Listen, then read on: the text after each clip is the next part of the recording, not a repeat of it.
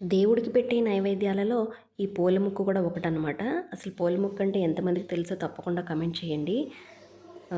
మనం పూజలప్పుడు, వ్రతాలప్పుడు చలివిడి వడపప్పు చేసుకుంటూ ఉంటాం కదా! అదే అనమాట ఈ పూల ముక్క. దాంతోనే చేస్తాము. చలివిడి ప్రసాదంగా పెట్టేసిన తర్వాత మిగిలిపోతుంది కదా! అది ఎవరు ఇష్టంగా తినరు. అంటే తడి బియ్యం పిండి ఆడుకొని దాంట్లో బెల్లం కలుపుకుంటాం కదా! ఆ చలివిడనమాట. దాంట్లోకి నీళ్లు పోసి కలిపేసుకొని దోసల బ్యాటర్ లాగా పలుచగా కలుపుకోవాలి. అలాగే మనం నానబెట్టుకున్న పెసరపప్పును కూడా దీంట్లో మిక్స్ చేసేసుకోవాలి. తీపి కాస్త ఎక్కువ కావాలి అనుకునే వాళ్ళు ఇంకొంచెం బెల్లం కానీ పంచదార కానీ కలుపుకోవచ్చు. కాకపోతే నేను వేసిన బెల్లం ఎక్కువే ఉంది కాబట్టి నేను ఇంక మళ్ళీ ఎక్స్ట్రా యాడ్ చేయలేదు. చిటికెడంటే చిటికెడంత సాల్ట్ కూడా వేసుకోవాలి. ఇదేం ఫర్మెంట్ చేయాల్సిన అవసరం లేదు. అప్పటికప్పుడే ఇలాగ దోసల్లాగా వేసేసుకోవడమే. అయితే తియ్యగా కమ్మగా ఈ దోసలు చాలా బాగుంటాయి. వీటిని కార్తీక మాసంలో ఎక్కువగా దేవుడికి నైవేద్యంగా